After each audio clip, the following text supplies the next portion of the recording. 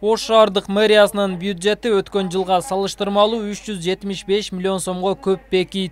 Ош шаарынын мэриясынын 2024 жылдагы бюджети 2 миллиард 884 миллион 956 миллион сом болуп бекийт. Шаардык бюджеттен Ош шаардык автоунаа ишканасына 50 миллион сом, муниципалдык туракча коммуналдык ишканасына 24 миллион сом, Ош шамы гезитине 3 миллион сом, Алай футболдук клубу жана Сүйүнбаев стадионуна 35 миллион сом, Ош тазалыкка 70 миллион сом, жылуулук камсыздоо ишканасына 50 миллион сом, Ош ТВ телеканалына 2 миллион сом берилет. Ош ТВ'ни алып атканда бул аябай сүт берет, музоону да чоң берет, биз үчүн аябай жакшы кирежелүү тармак деп алдыңыз эле.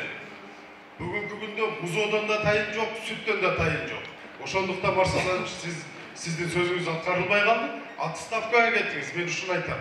Коомдук угууда Ош шаардык кеңешинин депутаты Айбек Таалайбек уулу бюджетти бөлүштүрүүнүн туура эмес жагдайларына токтолуп, Ош шаарынын вице-мэри Марс Исаевдин отставкага кетишин талап кылды. 5 адамдан 6 адамдан турган пресс-службасы бар.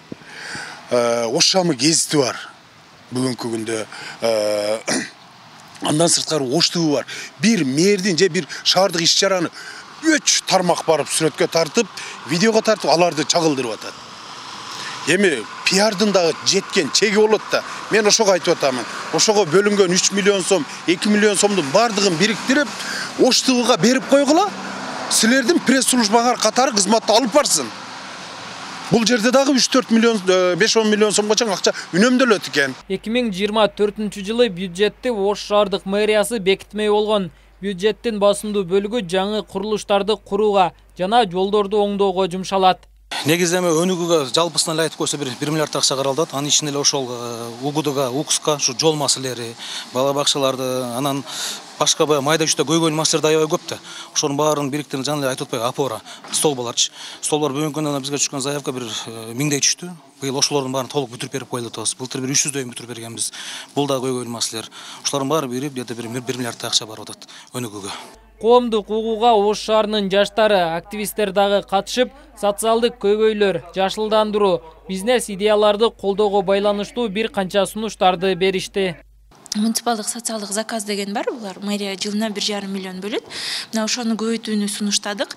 Бул дагы деле ошол мэрия ар тараптуу иштерди аткаранга булардын убактысы жетишпейт.